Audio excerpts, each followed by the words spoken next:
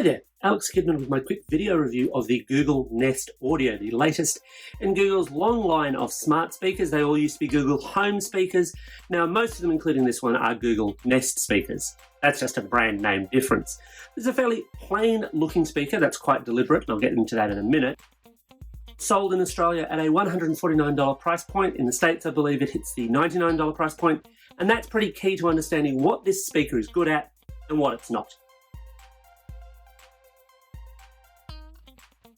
So on the plus side, you've got the design, which is really rather unobtrusive. Here in Australia, we only get 2 colours. Google actually makes 5 different colours for the Nest Audio, but we only get this chalk or charcoal, which is the black one, more or less, versions. And look, they're very, very plain. And the idea here is, of course, that this is a speaker that you basically place somewhere and sort of forget about. It's not really meant to stand out in your home decor.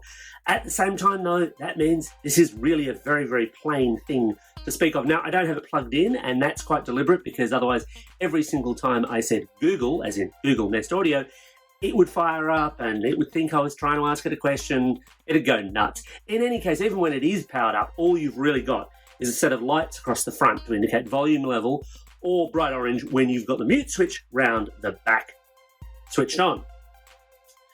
That aside, the other big draw of this though is that for a $149 speaker, the audio output out of it is really very, very good indeed. Easily the best I've seen in speakers at this price point, and that price point is such an important thing for this. Google's pitch is that, this is the biggest and nearly the best. They still do the Google Home Max speaker, but this is the middle ground of their speaker setup. And as such, it very much sits more in competition with things like Amazon's Echo devices than it does a more finely tuned audio speaker, similar to Sonos One, for example. I'd love to be able to, of course, show you some of the audio output, but A, it'd sound like garbage through YouTube, and B, of course, I'd get a copyright strike. Bit of a pity, I've been listening to a lot of the Sign of the Times Deluxe Edition album on this. Great album, by the way, but I'm getting off the point. So what do I not like? Well, look, again, that plain design sort of bugs me from time to time, especially because with the mute switch activated, it's bright orange all the time, and sure, that's letting you know that the microphone is not currently switched on, and I like the fact that it's a physical switch, but obviously if you were going to have this by your bedside, you're going to have that bright orange light near your eyes all the time.